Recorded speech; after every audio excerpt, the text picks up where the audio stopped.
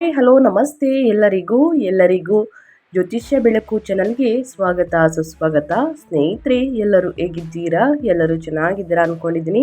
ನಾನು ಕೂಡ ತುಂಬಾ ಚೆನ್ನಾಗಿದ್ದೀನಿ. ಎಲ್ಲರೂ ಚೆನ್ನಾಗಿದ್ದೀರಾ ಅಂದ್ಕೊಂಡು ಭಾವಿಸ್ಕೊಂಡು ಇವತ್ತಿನ ಒಂದು ವಿಡಿಯೋನ ಶುರು ಮಾಡಿಬಿಡೋಣ. ಇವತ್ತಿನ ಒಂದು ವಿಡಿಯೋದಲ್ಲಿ ತುಲಾ ರಾಶಿಯವರಿಗೆ ಸ್ನೇಹಿತರೆ, ವರ್ಷದ ದ್ವಿತೀಯಾರ್ಧ ಅಂದರೆ ದ್ವಿತೀಯಾರ್ಧ ತಿಂಗಳು ಅಂತಂದರೆ ಜೂನ್ ತಿಂಗಳಿಂದ ಏನೆಲ್ಲ ಬದಲಾವಣೆಯನ್ನು ತುಲಾ ರಾಶಿಯವರು ನೋಡಲಿದ್ದೀರಿ, ಯಾವುದರ ಬಗ್ಗೆ ಎಚ್ಚರಿಕೆ ವಹಿಸಬೇಕು, ಏನೆಲ್ಲ ಅದೃಷ್ಟದ ಫಲಗಳನ್ನು ಗಳಿಸಲಿದ್ದೀರಿ ಅನ್ನೋದನ್ನ ಕಂಪ್ಲೀಟ್ ಆಗಿ ತಿಳಿಸ್ಕೊಡ್ತಾ ಹೋಗ್ತೀನಿ. ಇದನ್ನೆಲ್ಲ ತಿಳ್ಕೋಬೇಕು, ಸಣ್ಣ ಪುಟ್ಟ ಪರಿಹಾರಗಳನ್ನೆಲ್ಲ ಫಾಲೋಅಪ್ ಮಾಡಬೇಕು ಅಂದರೆ ಎಲ್ಲೂ ಕೂಡ ವಿಡಿಯೋನ ಸ್ಕಿಪ್ ಮಾಡಬಾರ್ದು. ಅಂದರೆ ವಿಡಿಯೋನ ಕಟ್ ಮಾಡಿ ಓಡಿಸ್ಕೊಂಡೋಗಿ ನೋಡ್ತೀನಿ ಅಂದರೆ ಫುಲ್ ಇನ್ಫಾರ್ಮೇಷನ್ ಅರ್ಥ ಆಗಲ್ಲ. ಸೊ ಹಾಗಾಗಿ ಎಲ್ಲ ವಿಡಿಯೋದಲ್ಲೂ ತಿಳಿಸ್ತಾ ಇರ್ತೀನಿ. ಮೊದಲಿಂದ ಕೊನೆ ತನಕ ವಿಡಿಯೋನ ವಾಚ್ ಮಾಡಿ. ವಿಡಿಯೋದಲ್ಲಿ ಒಳ್ಳೆ ಮಾಹಿತಿ ಸಿಕ್ಕಿದ್ದಲ್ಲಿ ತಪ್ಪದೆ ವಿಡಿಯೋಗೊಂದು ಲೈಕ್ ಕೊಟ್ಟು, ಇನ್ನೂ ನನ್ನ ಚಾನಲ್ನ ಸಬ್ಸ್ಕ್ರೈಬ್ ಆಗಿಲ್ಲ ಅಂದರೆ ಜ್ಯೋತಿಷ್ಯ ಬೆಳಕು ಚಾನಲ್ಗೆ ಸಬ್ಸ್ಕ್ರೈಬ್ ಆಗಿ ನಿಮ್ಮ ಅಭಿಪ್ರಾಯವನ್ನು ಕಮೆಂಟ್ ಬಾಕ್ಸಲ್ಲಿ ತಿಳಿಸಿ. ಯಾರೆಲ್ಲ ಸಬ್ಸ್ಕ್ರೈಬ್ ಮಾಡಿಕೊಂಡು ಪ್ರತಿನಿತ್ಯ ವಿಡಿಯೋ ವಾಚ್ ಮಾಡ್ತಿದ್ದೀರಾ ಅಂಥವರಿಗೆ ಥ್ಯಾಂಕ್ ಯು ಸೋ ಮಚ್ ಅಂತ ಹೇಳ್ತಾ ವಿಡಿಯೋದ ಕಡೆ ಗಮನ ಕೊಟ್ಬಿಡೋಣ. ಒಟ್ಟಾರೆಯಾಗಿ ನಿಮ್ಮ ಆರೋಗ್ಯದ ಬಗ್ಗೆ, ವ್ಯಾಪಾರದ ಬಗ್ಗೆ, ಉದ್ಯೋಗದ ಬಗ್ಗೆ, ವೃತ್ತಿ ಜೀವನದ ಬಗ್ಗೆ, ವ್ಯಾಪಾರದ ಬಗ್ಗೆ ಸಾಕಷ್ಟು ಬದಲಾವಣೆಗಳು ಕಂಡು ಬರಬಹುದು ಸ್ನೇಹಿತರೆ. ಯಾವುದರ ಬಗ್ಗೆ ಮುನ್ನೆಚ್ಚರಿಕೆಗಳನ್ನು ತೆಗೆದುಕೊಳ್ಬೇಕು, ಏನೆಲ್ಲ ಪ್ರಮುಖ ಸಲಹೆಗಳನ್ನು ಅನುಸರಿಸಬೇಕು, ಏನೆಲ್ಲ ಪರಿಹಾರಗಳನ್ನು ಮಾಡಬೇಕು ಅನ್ನೋದನ್ನ ನೋಡ್ತಾ ಹೋಗೋಣ. ವೃತ್ತಿ ಜೀವನ ಮತ್ತು ವ್ಯಾಪಾರದ ಬಗ್ಗೆ ಹೇಳೋದಾದರೆ, ನಮ್ಮ ಹಿಂದೂಗಳ ಪ್ರಕಾರ ಸ್ನೇಹಿತರೆ, ಹಿಂದೂಗಳ ಪಂಚಾಂಗದ ಪ್ರಕಾರ ವರ್ಷವು ಕೆಲಸವನ್ನು ಮಾಡುವ ಜನರಿಗೆ ಸಾಕಷ್ಟು ಉತ್ತಮ ಅವಕಾಶಗಳನ್ನು ನೀಡುವುದು. ಈ ಅವಧಿಯಲ್ಲಿ ನಿಮ್ಮ ಕೆಲಸವನ್ನು ಮಾಡುವ ಶೈಲಿಯನ್ನು ಎಲ್ಲರೂ ಹೊಗಳುವಂತಹ ಸಂಭವವಿದೆ. ಈ ಸಂದರ್ಭದಲ್ಲಿ ನಿಮಗೆ ಉನ್ನತ ಪದವಿ ದೊರಕುವ ಪ್ರಬಲವಾದ ಯೋಗವು ಕೂಡ ಲಭಿಸಬಹುದು. ಇದರೊಂದಿಗೆ ನಿಮ್ಮ ಸಂಬಳದಲ್ಲಿ ಬಹಳಷ್ಟು ವೃದ್ಧಿಯಾಗುವಂತಹ ಸಾಧ್ಯತೆಯೂ ಕೂಡ ಇರುವುದು. ಇನ್ನು ವ್ಯಾಪಾರ ವ್ಯವಹಾರವನ್ನು ಮಾಡುವಂತಹ ತುಲಾರಾಶಿಯ ಜನರು ತಮ್ಮದೇ ಆದಂತಹ ಸ್ವಂತ ವ್ಯಾಪಾರವನ್ನು ಶುರು ಮಾಡಬೇಕೆಂದು ಯೋಚಿಸುತ್ತಿದ್ದರೆ ಇದು ಬಹಳ ಉತ್ತಮ ಸಮಯವಾಗಿರುವುದು ತುಲಾರಾಶಿಯ ಜನರಿಗೆ. ಇನ್ನು ಪಾಲುದಾರಿಕೆಯಲ್ಲಿ ವ್ಯಾಪಾರವನ್ನು ಮಾಡುವ ಜನರಿಗೆ ಉತ್ತಮ ಲಾಭ ದೊರಕಲಿದೆ. ಹೊಸ ಅವಕಾಶಗಳಿಂದ ನಿಮ್ಮ ಆರ್ಥಿಕ ಸ್ಥಿತಿ ಸಾಕಷ್ಟು ಬಲಗೊಳ್ಳಲಿದೆ. ಈ ಅವಧಿಯಲ್ಲಿ ನೀವು ಹೆಚ್ಚಿನ ಧನ ಸಂಪತ್ತನ್ನು ಗಳಿಸುವಂತಹ ಸಂಭವ ಕೂಡ ಇರುವುದು. ಕೆಲಸಕ್ಕೆ ಸಂಬಂಧಿಸಿದಂತೆ ಈ ವರ್ಷ ನಿಮಗೆ ವಿದೇಶಕ್ಕೆ ಪ್ರಯಾಣಿಸುವಂತಹ ಅಥವಾ ಬೇರೆ ಸ್ಥಳಕ್ಕೆ ಸ್ಥಾನ ಬದಲಾವಣೆಯನ್ನು ಹೊಂದುವಂತಹ ಸಂಭವವಿರಲಿದೆ. ಗುರು ಗ್ರಹವು ತುಲಾರಾಶಿಗೆ ಸೇರಿದ ಜನರ 10ನೇ ಮನೆ ಅಂದರೆ ಕರ್ಮದ ಮನೆಯಲ್ಲಿ ಸಂಚಾರವನ್ನು ಮಾಡುವುದರಿಂದಾಗಿ ವೃತ್ತಿ ಜೀವನಕ್ಕೆ ಸಂಬಂಧಿಸಿದಂತೆ ಈ ಅವಧಿಯಲ್ಲಿ ಉತ್ತಮ ಯಶಸ್ಸನ್ನು ಗಳಿಸುವ ಸಂಭವ ಇರುವುದು. ಇನ್ನು ಜೂನ್ ತಿಂಗಳಿಂದ ಡಿಸೆಂಬರ್ ತಿಂಗಳವರೆಗೆ ಈ ಅವಧಿಯಲ್ಲಿ ನಿಮಗೆ ಉನ್ನತ ಪದವಿ ಮತ್ತು ಸಂಬಳದಲ್ಲಿ ವೃದ್ಧಿಯಾಗುವಂತಹ ಪ್ರಬಲವಾದ ಯೋಗವು ಕೂಡ ನಿರ್ಮಾಣಗೊಳ್ಳಬಹುದು ಸ್ನೇಹಿತರೆ.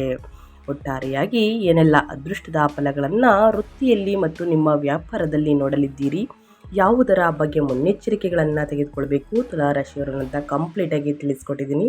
ಇನ್ನು ಮುಂದಿನದಾಗಿ ಹೇಳೋದಾದರೆ ಹಣಕಾಸಿನ ಬಗ್ಗೆ. ಆರ್ಥಿಕ ಸ್ಥಿತಿ ಅಂದರೆ ಸ್ನೇಹಿತರೆ, ಏನೆಲ್ಲ ಬದಲಾವಣೆಗಳು ಕಂಡು ಬರಬಹುದು, ಏನೆಲ್ಲ ಖರೀದಿ ಮಾಡುವಂತಹ ಯೋಗ ಇದೆ ಅನ್ನೋದನ್ನ ನೋಡ್ತಾ ಹೋಗೋಣ. ಈ ವರ್ಷ ಸ್ನೇಹಿತರೆ 2026ನೇ ವರ್ಷದಲ್ಲಿ ಜೂನ್ ತಿಂಗಳಲ್ಲಿ ನಿಮ್ಮ ಆದಾಯ ಹೆಚ್ಚಾದರೂ ನಿಮ್ಮ ಖರ್ಚುಗಳು ಕೂಡ ಹೆಚ್ಚಾಗಬಹುದು. ಹಾಗೆ ಈ ಅವಧಿಯಲ್ಲಿ ನೀವು ಅನಗತ್ಯ ಖರ್ಚುಗಳನ್ನು ಮಾಡುವುದಿಲ್ಲ. ಇದರ ಬದಲು ಹೂಡಿಕೆ ಅಥವಾ ಕಾರ್ಯಗಳಿಗಾಗಿ ಸ್ನೇಹಿತರೆ, ಶುಭ ಕಾರ್ಯಗಳಿಗಾಗಿ ಹಣವನ್ನು ವಿನಿಯೋಗಿಸಿರಿ ಅಂತಲೇ ಹೇಳಬಹುದು. ಈ ವರ್ಷದ ದ್ವಿತೀಯಾರ್ಧದಲ್ಲಿ ತುಲಾರಾಶಿಗೆ ಸೇರಿದ ಜನರಿಗೆ ಹೊಸ ಮನೆ ಅಥವಾ ವಾಹನವನ್ನು ಖರೀದಿಸುವಂತಹ ಯೋಗ ದೊರಕಬಹುದು. ಈ ಮೊದಲೇ ನೀವು ಹಣವನ್ನು ಕಳೆದುಕೊಂಡಿದ್ದರೆ ಈ ವರ್ಷ ನಿಮಗೆ ಅದು ವಾಪಸ್ಸು ದೊರಕುವಂತಹ ಸಂಭವ ಇರಲಿದೆ.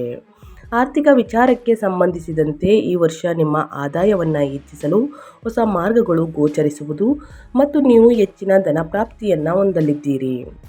ನಿಮ್ಮ ಜಾತಕದ 11ನೇ ಮನೆಯಲ್ಲಿ ಗುರುವಿನ ಸ್ಥಿತಿಯಿಂದಾಗಿ ತುಲಾರಾಶಿಗೆ ಸೇರಿದ ಜನರು ಆರ್ಥಿಕ ಸ್ಥಿರತೆಯನ್ನು ಹೊಂದುವುದರೊಂದಿಗೆ ಪ್ರಬಲವಾದಂತಹ ಸ್ಥಾನವನ್ನು ಸಹ ಗಳಿಸುವಂತಹ ಸಂಭವ ಇರುವುದು.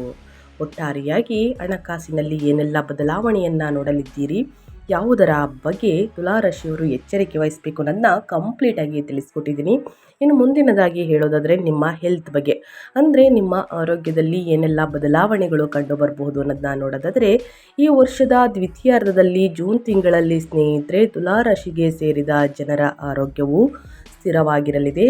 ಆದರೆ ಜೂನ್ ತಿಂಗಳ ನಂತರ ಚರ್ಮ ಅಥವಾ ಮೂಳೆಗಳಿಗೆ ಸಂಬಂಧಿಸಿದಂತಹ ಕೆಲವು ಸಮಸ್ಯೆಗಳು ನಿಮ್ಮನ್ನು ಕಾಡುವಂತಹ ಸಂಭವವಿದೆ. ಸೊ ಹಾಗಾಗಿ ಯಾರೆಲ್ಲ ವೆಜಿಟೇರಿಯನ್ ಇದ್ದೀರಾ, ಚೆನ್ನಾಗಿ ಹಾಲನ್ನು ಕುಡಿಯಿರಿ ಸ್ನೇಹಿತರೆ. ಹಸು ಹಾಲನ್ನು ಕುಡಿಯುವುದರಿಂದನೂ ಕೂಡ ಇದರ ಸಮಸ್ಯೆ ನಿವಾರಣೆಯಾಗಲಿದೆ ಮೂಳೆಗೆ. ಇನ್ನು ಜೊತೆಗೆ ಸ್ನೇಹಿತರೆ, ನಾನ್ ವೆಜ್ ತಿನ್ನುವರು ಎಗ್ಗನ್ನು ಕೂಡ ತಿನ್ನಬಹುದು. ಹಾಗೆ ಈ ಸಂದರ್ಭದಲ್ಲಿ ತುಲಾರಾಶಿಗೆ ಸೇರುವ ಜನರು ಯೋಗ ಮತ್ತು ಸಮಯಕ್ಕೆ ಸರಿಯಾಗಿ ನಿದ್ರೆಯನ್ನು ಹೊಂದುವುದರಿಂದ, ಹಸಿರು ತರಕಾರಿ, ಹಣ್ಣು ಹಂಪಲುಗಳನ್ನು ಸೇವಿಸುವುದರಿಂದ ಸಮಸ್ಯೆಗಳು ನಿವಾರಣೆಯಾಗಲಿದೆ. ನಿಮ್ಮ ಉತ್ಸಾಹವು ಸಾಕಷ್ಟು ಹೆಚ್ಚಾಗುವಂತಹ ಸಂಭವ ಇರುವುದು.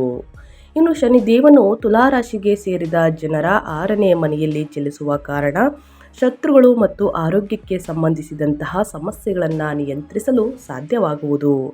ಈ ಅವಧಿಯಲ್ಲಿ ಜೀರ್ಣಕ್ರಿಯೆ ಮತ್ತು ಲಿವರ್ಗೆ ಸಂಬಂಧಿಸಿದ ಸಮಸ್ಯೆಯನ್ನು ದೂರವಿರಿಸಲು ಉತ್ತಮ ಆಹಾರ ಪದಾರ್ಥಗಳನ್ನು ಸೇವಿಸುವ ಬಗ್ಗೆ ಹೆಚ್ಚಿನ ಗಮನವನ್ನು ನೀಡಬೇಕಾಗುತ್ತದೆ. ಇನ್ನು ಅದೇ ರೀತಿ ನಿಮ್ಮ ಕುಟುಂಬದ ಬಗ್ಗೆ ಹೇಳೋದಾದರೆ, ಸಂಬಂಧಗಳಲ್ಲಿ ಏನೆಲ್ಲ ಬದಲಾವಣೆಗಳು ಕಂಡುಬರಬಹುದು, ಯಾವುದರ ಬಗ್ಗೆ ಎಚ್ಚರಿಕೆ ವಹಿಸಬೇಕು ಅನ್ನೋದನ್ನ ನೋಡ್ತಾ ಹೋಗೋಣ. ಸ್ನೇಹಿತರೆ, ಕುಟುಂಬದ ಬಗ್ಗೆ ಹೇಳೋದಾದರೆ ಸಾಕಷ್ಟು ಬದಲಾವಣೆಯನ್ನು ನೋಡಲಿದ್ದೀರಿ. ತುಲಾರಾಶಿಗೆ ಸೇರಿದ ಜನರು ಈ ವರ್ಷದ ದ್ವಿತೀಯಾರ್ಧದಲ್ಲಿ ತಮ್ಮ ಮನೆಯ ಸದಸ್ಯರೊಂದಿಗೆ ಉತ್ತಮ ಸಾಮರಸ್ಯವನ್ನು ಹೊಂದುವರು. ಗುರುಗ್ರಹದ ಅನುಕೂಲಕರ ಪ್ರಭಾವದಿಂದಾಗಿ ವೈವಾಹಿಕ ಜೀವನಕ್ಕೆ ಸಂಬಂಧಿಸಿದಂತೆ ತುಲಾರಾಶಿಗೆ ಸೇರಿದ ಜನರು, ನವವಿವಾಹಿತರು ಸಂತಾನ ಭಾಗ್ಯದ ಬಗ್ಗೆ ಶುಭ ಸುದ್ದಿಯನ್ನು ಪಡೆಯುವಂತಹ ಯೋಗವು ದೊರಕಬಹುದು.